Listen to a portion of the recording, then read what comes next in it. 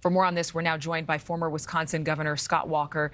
Scott, thank you for joining us. Governor Walker, thank you for joining us. I would have to say that a lot of people watched that Capitol hearing and were shocked that the questions being asked were not more simply answered with a yes or a no.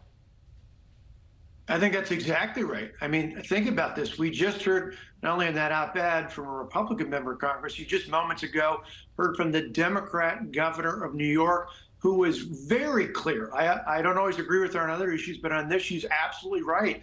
Attacks against Jewish people, be it in New York, on college campuses, anywhere across this country, is absolutely wrong. And at a minimum, those three college presidents should have spelled that out as clear as possible, not only in front of Congress, but anywhere on their campuses. Their failure to do that, I think, is a failure of leadership, and it's why, rightfully so, many alumni are calling for them to resign, or at least be replaced. Do you believe that they should resign? Absolutely. This is part of a pattern. We've been warning about this for years at Young America's Foundation. It's ironic at campuses like this, when we bring at Young America's Foundation, we bring in conservative speakers more than any other organization in the country.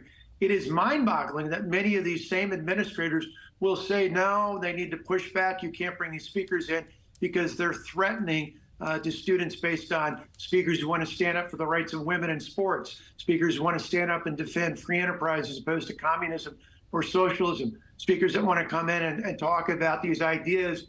They find that to be threatening, which is not. And yet they can't stand up when you literally have Jewish students barricading themselves in the libraries and other places when they're told they can't wear symbols of their faith. At a minimum, they should have clearly denounced it and said, absolutely, that would be against the policies of their colleges and universities. And yet they failed to do that. In this case, silence really is complicit. And we've heard other terms of, again, misconduct on campus, bullying, harassment, that have not been anywhere near the kinds of words spoken to Jewish students on campus that would have been vilified in the past. But we've since seen some apologies. Here's a look at the University of Pennsylvania President Liz McGill's message. Let's watch. I was focused on our university's longstanding policies aligned with the U.S. Constitution, which say that speech alone is not punishable. I was not focused on, but I should have been, the irrefutable fact that a call for genocide of Jewish people is a call for some of the most terrible violence human beings can perpetrate. Do you believe that it was fear on behalf of these three presidents, fear of retribution from those who stand with those pro-Palestinian demonstrators, fear of not being politically correct? Well, yeah, this is part of the pattern. It's not just liberal indoctrination on college campuses, but we found the Young America's Foundation is even more than that. These campuses have been radicalized. They're fearful of the protest.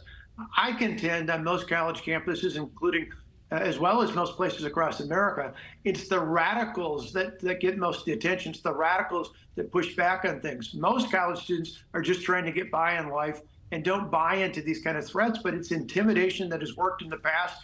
And these colleges and universities are overwhelmed. It's why they have these huge departments of diversity, equity, inclusion, which means they want to include you if you agree with them, but if you don't, they're going to push you out. We saw this at Stanford. We saw this at Columbia. We saw this elsewhere.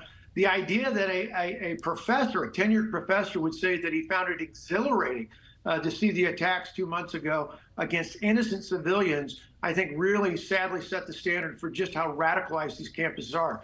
Our students have been up on the Hill the last few weeks testifying to exactly what they've seen, and it's about time that donors stood up and said enough is enough.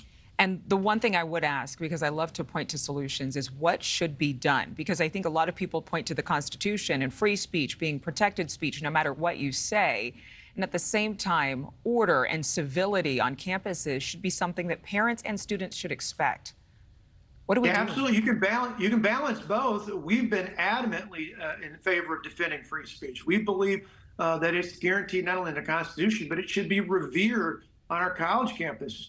But free speech is about a free and open discussion. It's not about intimidating, and it's certainly not about threatening. What we've seen in the last few weeks and the last few months, sadly now, are actual threats against Jewish students. Every student has a right, every American has a right to live their lives free of threats and attacks That's different than just speaking out. What we've seen are actual attacks, actual attempts to physically intimidate people, and that's unacceptable anywhere, not the least of which should be on a college campus.